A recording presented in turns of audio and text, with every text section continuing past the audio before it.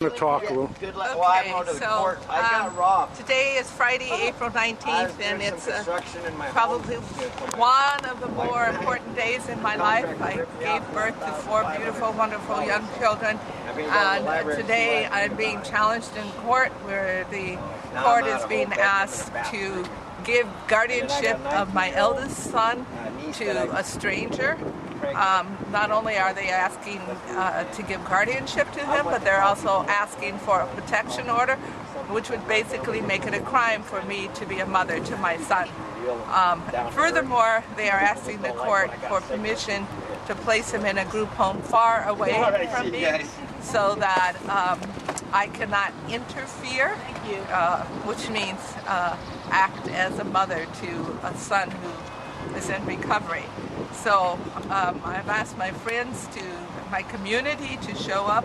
Our organization is about creating communities where hearts heal so that we are not dependent on strangers, whether they be guardians or foster homes, juvenile detention centers or jails, to help our most vulnerable loved ones to recover. My phone is ringing. That means that probably someone's trying to find their way here. So I'm going to answer it very quickly here. The concern that they have with me is that I have been advocating for my son for low or no dose and trauma-informed, culturally sensitive care. And my son has been in and out of the system for 17 years, and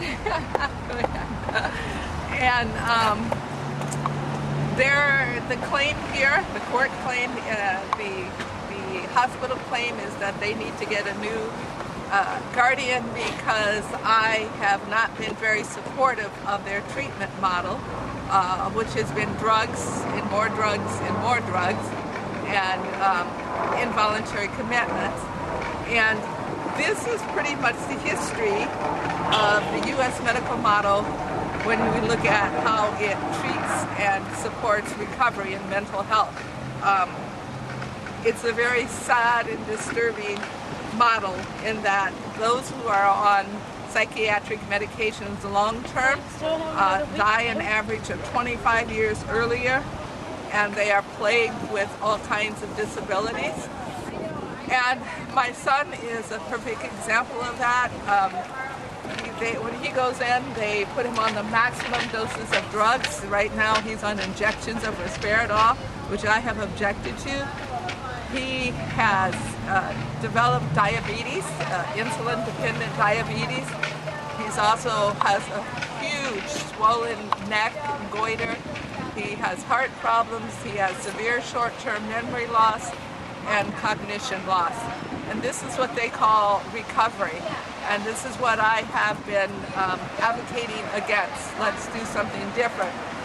And then I found out in my research, there's a model that is 25 years now. It's been researched in depth, and it's called Open Dialogue, and it originated in Lapland, Finland.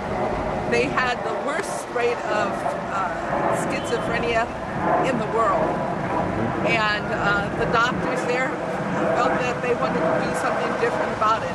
A lot of the population was the indigenous cultures there, and they were plagued with all kinds of trauma from the ethnic bias of the society.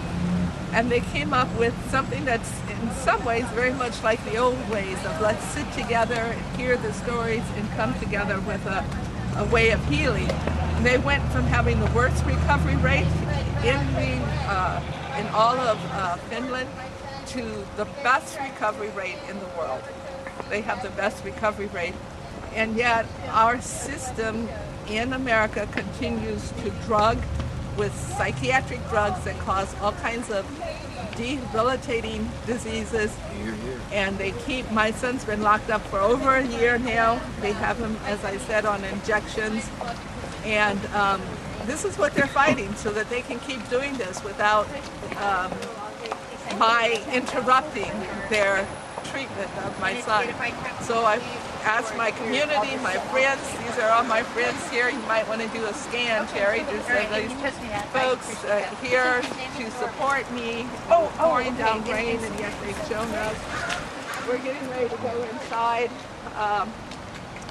But we want a community where the heart can heal. Okay. All right. A little bit of... All right.